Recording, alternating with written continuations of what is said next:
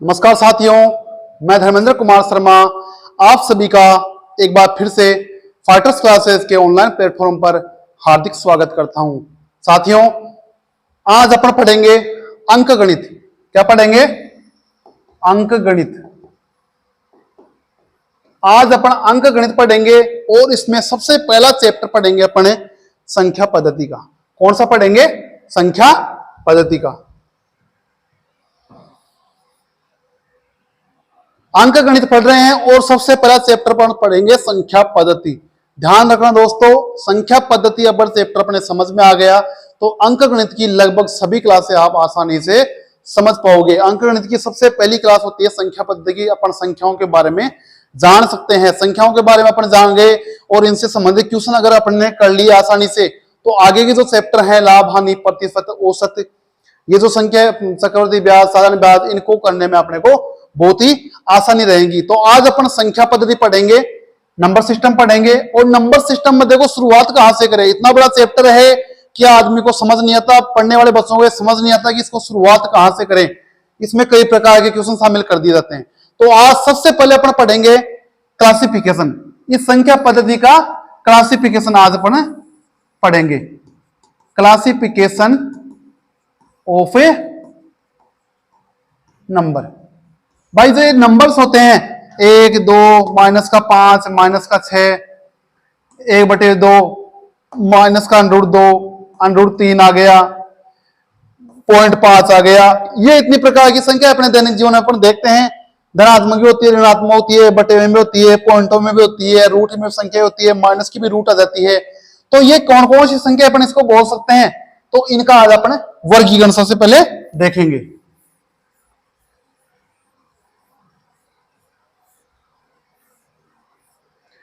तो सबसे पहला अपन ने क्या पढ़ा संख्या पद्धति में? क्लासिफिकेशन ऑफ ए नंबर, संख्याओं का वर्गीकरण। संख्याओं का वर्गीकरण अर्थात संख्याओं को अपन कितने भागों में बांट सकते हैं। देखो साथियों, संख्याओं को अपन ने कई अनेक भागों में बांटा है। जैसे जैसे संख्या अपन पढ़ रहे हैं, माइनस की, प्लस की, 0, 1/2, पॉइंट वाली संख्या, रूट वाली संख्या, इनको अपन ने अलग अलग संख्याओं में बांट दिया। तो इनको देखो याद कैसे रखेंगे अपन।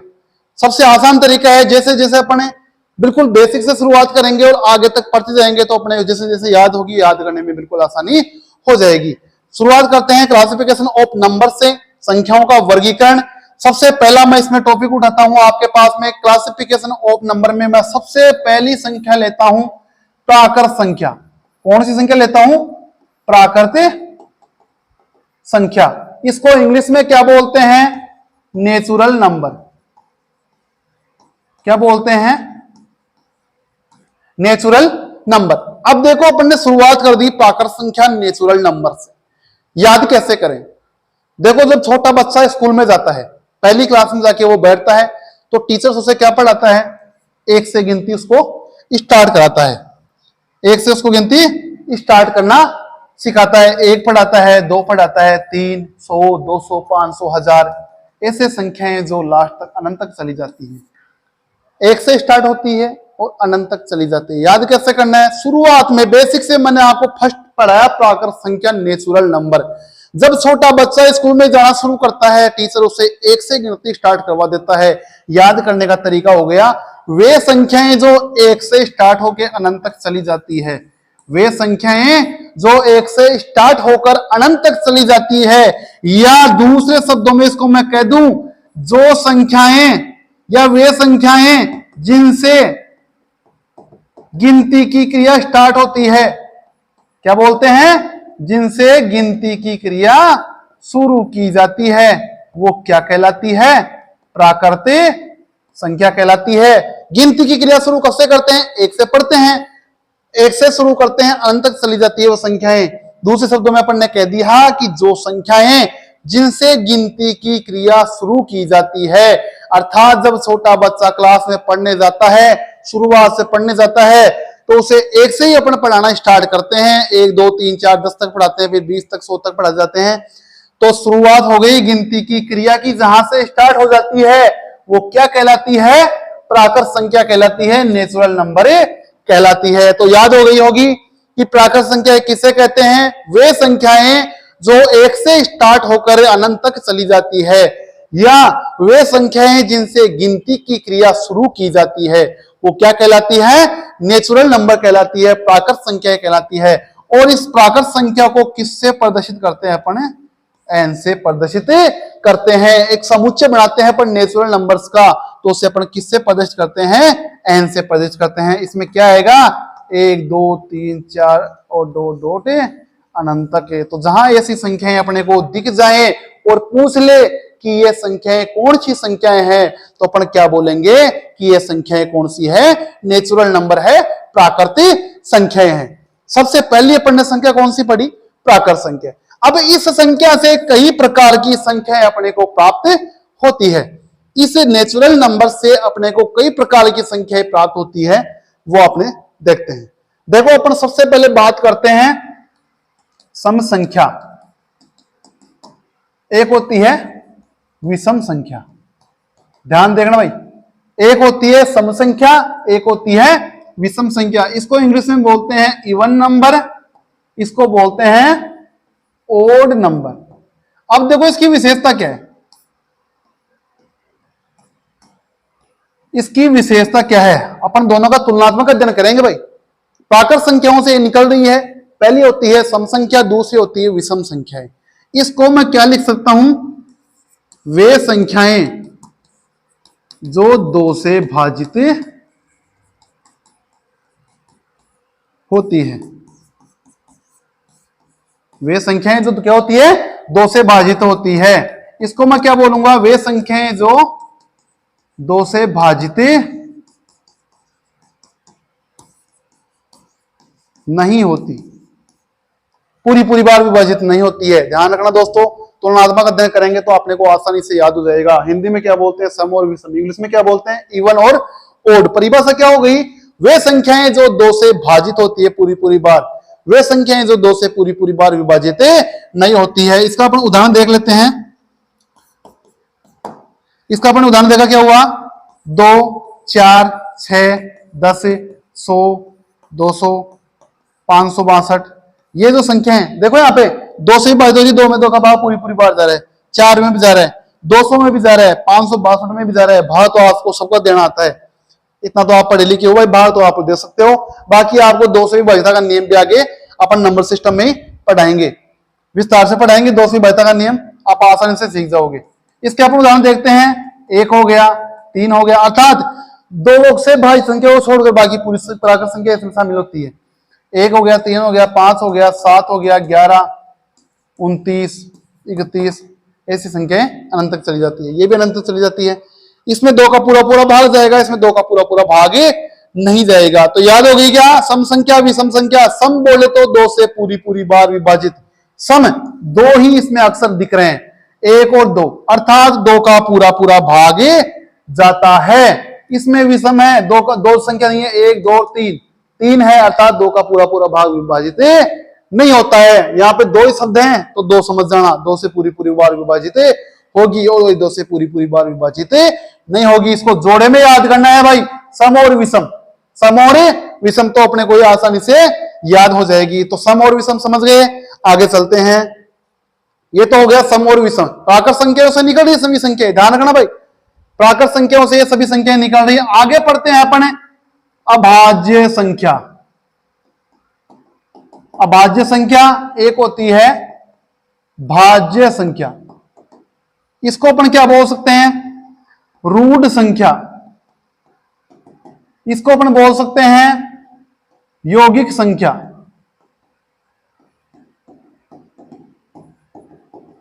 संयुक्त संख्या। तुलनात्मक अध्ययन कर रहे हैं, आपको आसानी रहेगी याद करने में तुलनात्मक अध्ययन से। अभाज्य संख्या बोल दो, रूट संख्या बोल दो, और इंग्लिश में बोले तो प्राइम नंबर। प्राइम नंबर, इसको क्या बोलेंगे? Composite number. क्या बोलेंगे? Composite number.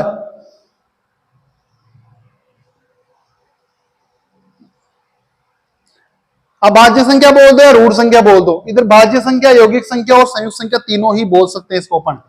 भाज्य संख्या बोल दो, यौगिक संख्या बोल दो या संयुक्त संख्या बोल दो। इंग्लिश में क्या बोलते हैं? प्राइम नंबर और ए कंपोजिट नंबर। अब देखो यहां से परिभाषा पढ़ते हैं अपन, यहां से इनकी परिभाषा पढ़ते हैं। वे संख्याएं जो एक व स्वयं के अलावा किसी अन्य संख्या से विभाजित नहीं होती।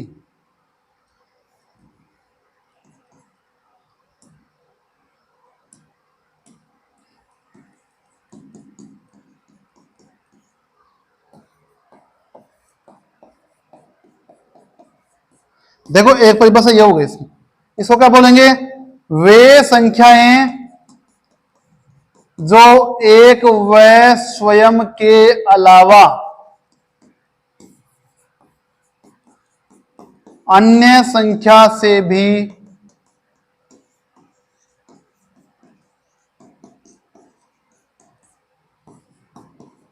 भाजित होती है। ध्यान देना, अपन ने परिभाषा लिखी, वे संख्याएं जो एक व स्वयं के अलावा किसी अन्य संख्या से भाजित नहीं होती। ये हो गई वे संख्या जो एक व स्वयं के अलावा अन्य संख्या से भी भाजित हो जाती है। दूसरी परिभाषा में इसमें लिखता हूं, वे संख्याएं जो दो फैक्टर रखती है। वे संख्याएं जो दो फैक्टर रखती है। इसके लिए मैं बोलूंगा वे संख्याएं जो तीन फैक्टर रखती है। तीन नहीं, सॉरी, जो दो से ज्यादा फैक्टर रखती है।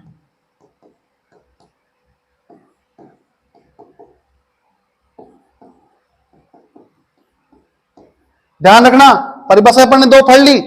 वे संख्याएं जो एक व स्वयं के अलावा किसी अन्य संख्या से भाजित नहीं होती, क्या कहलाती है? अभाज्य संख्या या रूढ़ संख्या। वे संख्या जो एक व स्वयं के अलावा किसी अन्य संख्या से भी भाजित होती, क्या कहलाती है? कंपोजिट नंबर, भाज्य संख्या।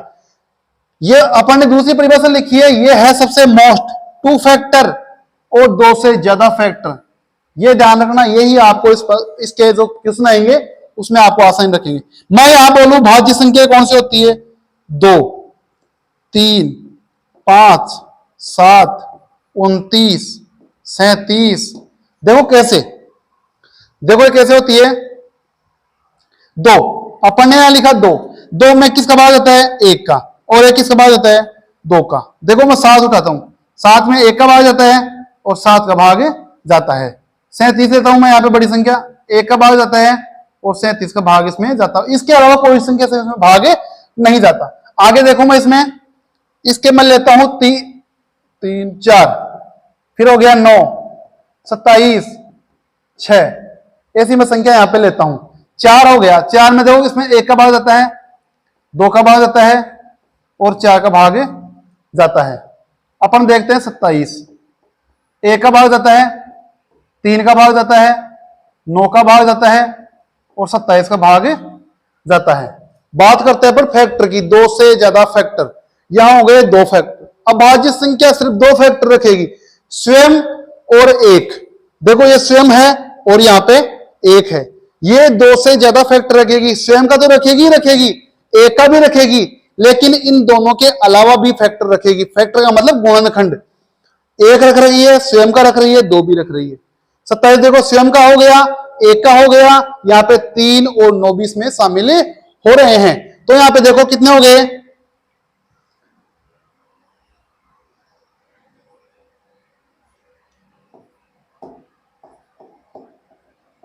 ये एग्जांपल हो गया, ठीक है। यहां पे समझ लो भाज्य संख्या और अभाज्य संख्या। भाज्य संख्या 3 फैक्टर, 2 से ज्यादा फैक्टर रखेगी, ये 2 फैक्टर रखेगी, अर्थात स्वयं और 1 के अलावा किसी भी संख्या से भाजित नहीं होगी। ये स्वयं और 1 के अलावा अन्य की संख्या से भाजित होगी। तो ये हो गया भाज्य और अभाज्य। अब देखो इन दोनों से कई चीजें निकल के अपने पास सामने आती है। अब देखो यहाँ पे अपन ने पढ़ लिया कि प्राकृत संख्या 1 से स्टार्ट होकर अनंत तक जाती है।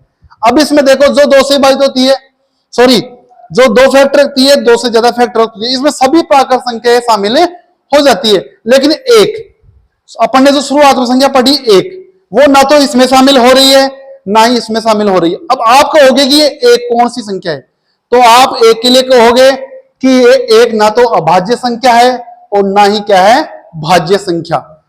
अब आप इसमें आप मेरे को ये कह दो कि क्यों यह भाज्य संख्या क्यों नहीं है और ये अभाज्य संख्या क्यों नहीं है। तो देखो यहाँ पे अपन ने क्या पढ़ा था, दो फैक्टर। यहाँ पे क्या पढ़ा है, दो से ज्यादा फैक्टर। दो फैक्टर वाली संख्या क्या होती है, अभाज्य संख्या होती है, और दो से ज्यादा वाली क्या होती है, भाज्य संख्या होती है। मैं बात करता हूं एक की।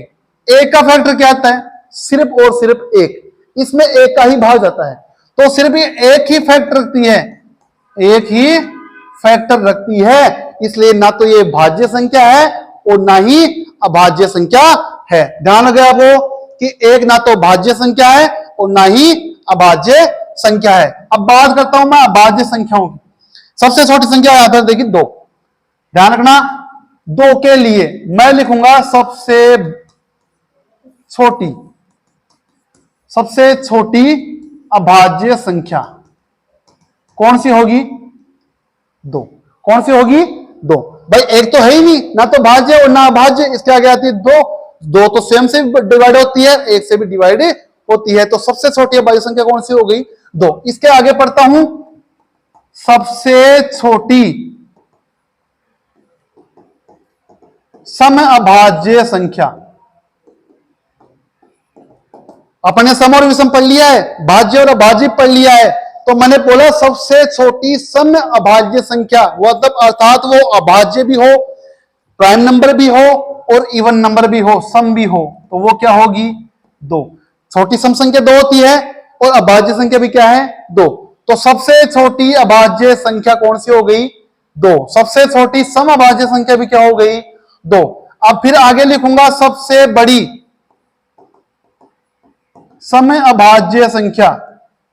ऐसे क्वेश्चन एग्जाम में बार बार पूछे जाते हैं। सबसे बड़ी सम अभाज्य संख्या, सबसे छोटी क्या है, दो, तो सबसे बड़ी भी क्या होगी, दो। क्यों होगी, क्योंकि सम अभाज्य संख्या क्या होती है, जो दो फैक्टर रखती है, सिर्फ और सिर्फ एक और स्वयं के अलावा किसी भी संख्या से भाजित नहीं होती। अगर मैं यहाँ पे सम संख्या के बाद में सबसे छोटी सम संख्या होती है दो, इसके आगे चार फिर छह, अगर मैं 4 और 6 ले लूं तो यह भाज्य संख्या है क्या, नहीं है। क्यों, इसमें दो से पूरा भाग डिवाइड हो जाता है, तो ये तो क्या हुई, भाज्य संख्या हुई। तो सब क्या बोलेंगे अपने, सबसे बड़ी समभाज्य संख्या भी कौन सी है, दो। अर्थात सबसे छोटी समभाज्य संख्या और सबसे बड़ी समभाज्य संख्या कौन सी है, दो। और सबसे छोटी अभाज्य संख्या भी क्या है, दो। और सबसे छोटी विषम अभाज्य संख्या कौन सी है, तीन। ठीक है, सबसे बड़ी का अपना आकलन नहीं कर सकते, यह संख्या अनंत तक चली जाती है। ठीक है, अपन ने पढ़ लिया प्राकृत संख्या। प्राकृत संख्याओं से निकल के आई सम और विषम, अर्थात इवन और ओड। उसके बाद में अपन ने पढ़ा अभाज्य और भाज्य, अर्थात प्राइम नंबर और कंपोजिट नंबर। अब पढ़ेंगे अपन सह अभाज्य संख्या।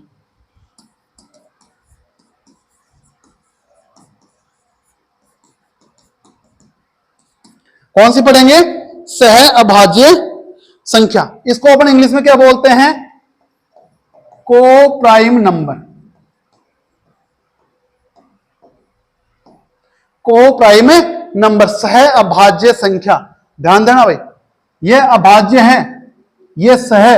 नाम पे मत जाना इसके, कभी कभी नाम हमेशा उल्टा कर देता है सभी को। नाम पे मत जाना, ये बात कर रहा है सिर्फ को प्राइम नंबर, अभाज्य संख्याओं की बात नहीं कर रहा। इसमें भाज्य और अभाज्य दोनों शामिल हो सकती है। तो अपन सह अभाज्य संख्याओं के लिए क्या लिखेंगे, वे संख्याएं जो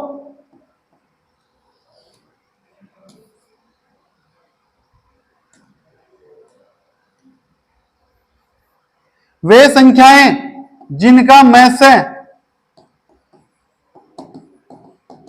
एक होता है। वे संख्याएं जिनका में से एक होता है। और में से कब लिखते हैं भाई, जब दो या दो से अधिक संख्याएं साथ में होती है। सह अभाज्य संख्या, अपन इसमें एक युग्म लेंगे, दो संख्याओं का युग्म लेंगे। कितनी संख्याओं का, दो संख्याओं का युग्म। ध्यान रखना, यहां पे दो संख्याओं का युग्म लेना है और उस युग्म का में से एक होना चाहिए। में से एक होने का मतलब है कि वो संख्याएं स्वयं के अलावा आपस में किसी दूसरी संख्या से नहीं करती है। जैसे मैं ले लूं 1 और 2, 1 और 2, तो देखो यहां पे 1 गुणा 1, 2 गुणा 1, दोनों में कॉमन क्या आ रहा है? 1, तो इनका में से क्या हो गया? 1। तो वो संख्याएं जिनका में से 1 होता है और हमेशा युग्म में होती है, वो क्या कहलाती है? को प्राइम नंबर कहलाती है। इसका अपन एग्जाम्पल क्या लेंगे? 1 2 ले लिया, 2 और 3 ले लिया, 3 और 4 ले लिया, 4 और 5 ले लिया, 5 और 7, ठीक है, 3 और 2, या 5 ले लो या 7 ले लो, 9 तो नहीं ले सकते, 11 ले लिया, 3 और 11 ले लिया। अर्थात वो संख्याएं जो युग्म में हो और जिनका में से क्या हो? 1 हो। में से 1 होने का मतलब है ये संख्याएं सिर्फ और सिर्फ स्वयं और 1 के अलावा किसी से नहीं करती है। ये हो गई को प्राइम नंबर, सह अभाज्य संख्याएं। इसके आगे पढ़ेंगे अपन युग्म अभाज्य संख्या। ध्यान रखना भाई, ये मोस्ट इंपोर्टेंट है, एग्जाम में पूछ लेते हैं। युग्म अभाज्य संख्या, युग्म अभाज्य संख्या। अब देखो उसके नाम पे जाओ आप, युग्म अभाज्य संख्या वो संख्याएं, वो दो अभाज्य संख्याएं जो युग्म के रूप में रहेगी। दो संख्याएं साथ रहेगी, 3 और 5 हो गई, 5 और 7 हो गई, ठीक है, 7 और 11 हो गई, 11 और 13 हो गई, ये युग्म में रहेगी। अर्थात जब दो अभाज्य संख्या, जब दो अभाज्य संख्या युग्म के रूप में हो, किसके रूप में हो? ध्यान रखना, दो शर्त पूरी करेगी। युग्म के रूप में तो लिख दिया, दूसरी शर्त क्या है? युग्म के बीच में जो युग्म की संख्या है ना, युग्म की संख्याओं के बीच का अंतर कितना होना चाहिए? 2 होना चाहिए। 2 ये शर्त पूरा करेंगी जब दो अभाज्य संख्या युग्म के रूप में आ जाता, दो भाज्य संख्याएं साथ आ जाए। लेकिन जो युग्म में संख्या आ रही है उन दोनों के बीच में अंतर कितना होना चाहिए? 2 का अंतर होना चाहिए। देखो अपन ने युग्म लिखे हैं कई प्रकार के, 3-4 युग्म लिख दिए। 3 और 5 देखते हैं, 5 में 3 गए तो 2 आ गए, अंतर कितने का होगा भाई? 2 का। 7 में से 5 गए तो 2 आ गए, 11 में 7 गए तो 4। क्या ये एक युग्म भाज्य संख्या है क्या? नहीं है। तो ये क्या नहीं है? युग्म भाज्य संख्या नहीं है। 13 में से 11 गया तो 2, तो ये युग्म भाज्य संख्याएं हो गई है, ठीक है।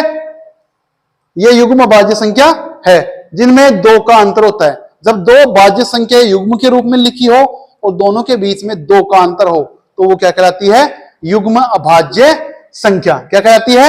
युग्म अभाज्य संख्या। आगे चलते हैं। अब देखो, सबसे पहले अपन ने संख्या पर स्टार्ट किया था, क्लासिफिकेशन ऑफ नंबर स्टार्ट किया। क्लासिफिकेशन नंबर में अपने सबसे पहले क्या लिया? Natural number. नेचुरल नंबर की अपन ने परिभाषा क्या पढ़ी भाई? छोटा बच्चा जब क्लास में जाता है तो सबसे पहले शुरुआत किससे करवाते हैं?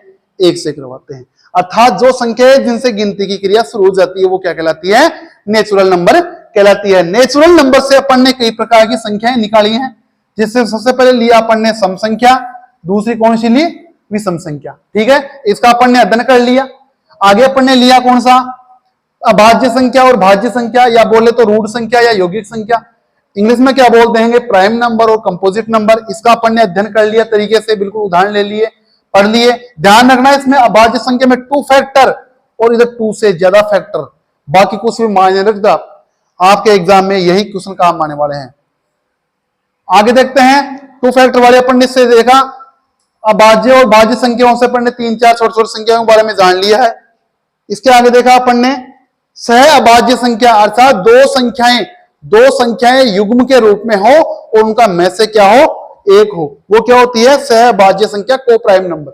फिर युग्म अभाज्य संख्या, अर्थात 2 संख्याएं युग्म के रूप में हो, कौन सी संख्या हो? अभाज्य संख्या। प्राइम नंबर है, 2 प्राइम नंबर युग्म के रूप में आ जाएं और उन दोनों के बीच का अंतर कितना आ जाए, 2 आ जाए, तो वो क्या होती है, युग्म भाज्य संख्या होती है। प्राकृत संख्या आपने सिर्फ अभी तक एक ही संख्या पढ़ी है। कौन संख्या पढ़ी है, प्राकृत संख्या।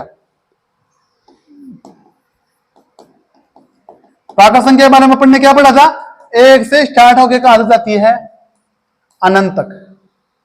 अब इसके बाद में एक गणितज्ञ पैदा हो गया, उसने 0 भी ला दिया। उसने क्या ला दिया, 0 भी ला दिया। तो दूसरी संख्या अपन ने पढ़ी पूर्ण संख्या। पूर्ण संख्या वोल नंबर, इंग्लिश में क्या बोलते हैं, वोल नंबर।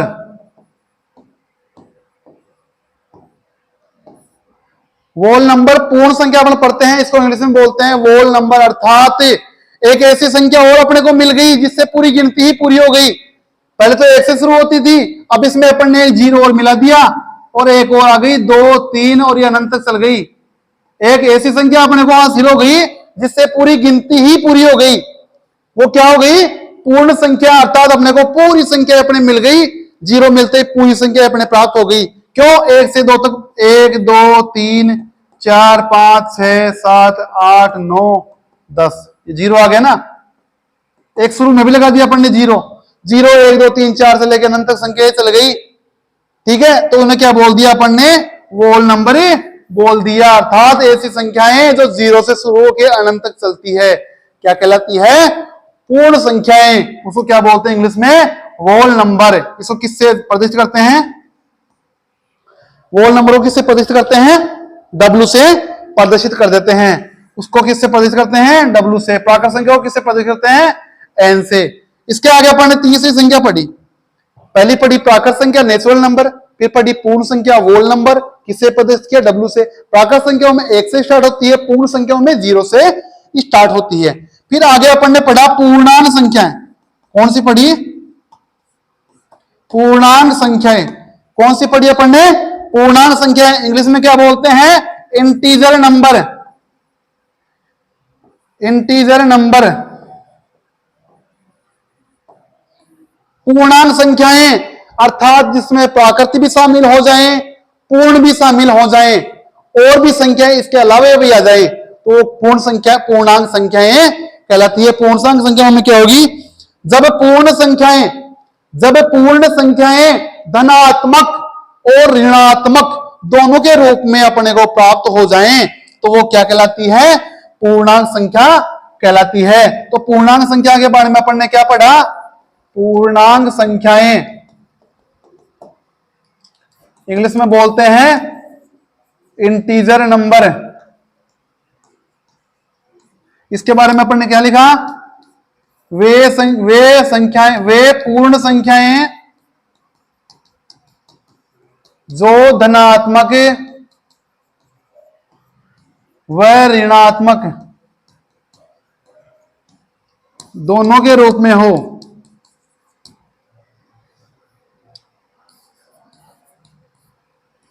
क्या पढ़ेंगे, जब पूर्ण संख्याएं धनात्मक व ऋणात्मक दोनों के रूप में प्राप्त हो तो क्या कहलाती है,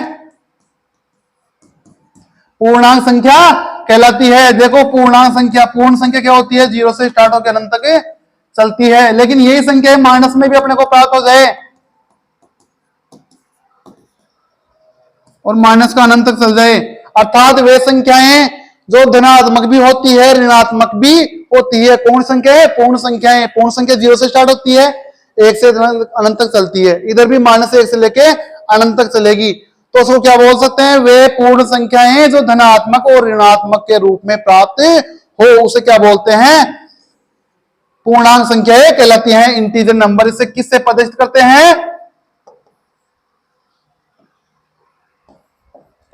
Z से प्रदर्शित करते हैं।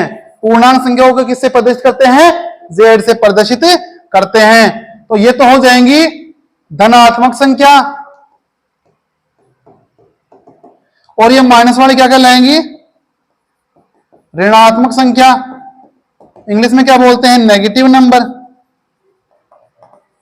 ये होती है पॉजिटिव नंबर।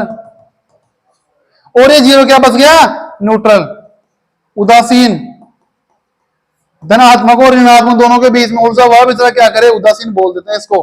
तो अपने को देखो पूर्णांक संख्या प्राप्त हो गई जिसमें जीरो भी शामिल हो जाए, प्राकृत संख्या शामिल हो जाए अर्थात पूर्ण संख्या शामिल हो जाए, धनात्मक के रूप में भी और ऋणात्मक के रूप में भी, तो क्या हो जाएगी वो पूर्णांक संख्याएं हो जाएगी। तो आज अपन ने तीन संख्याओं के बारे में जाना, प्राकृत संख्या नेचुरल नंबर, पूर्ण संख्या होल नंबर और तीसरी पूर्णांक संख्या इंटीजर नंबर। अपन ने तीन संख्याएं पढ़ ली और प्राकृत संख्याओं से अपन ने कौन कौन संख्या पढ़ी, इवन ओड सम और विषम, भाज्य और अभाज्य, भाज्य अर्थात कंपोजिट नंबर, अभाज्य प्राइम नंबर और को प्राइम नंबर सहभाज्य संख्या और एक पढ़ी अपन ने युग्म भाज्य संख्या। तो मोटी मोटी अपन ने 10-11 संख्याएं अपन ने पढ़ ली और अपन ने इसका अध्ययन कर लिया। तो आज के लिए आज अपन ने जो पढ़ा वो क्या क्या पढ़ा है बार रिविजन कर लेते हैं। संख्या पद्धति में क्या पढ़ा अपन ने, प्राकृत, और प्राकृत से अपन ने क्या क्या पढ़ लिया, समय, विषमय, भाज्य, अभाज्य, सहभाज्य और युग्म भाज्य, यह संख्या पढ़ी। फिर अपन ने पढ़ी पूर्ण संख्याएं और फिर पढ़ी अपन ने पूर्णांक संख्याएं। आज की क्लास में अपन ने इन संख्याओं के बारे में अध्ययन कर लिया, एक बार उसका फिर से रिवीजन करना आपको आसानी होगी याद करने में। अगली क्लास में अपन इससे आगे की संख्याएं पढ़ेंगे।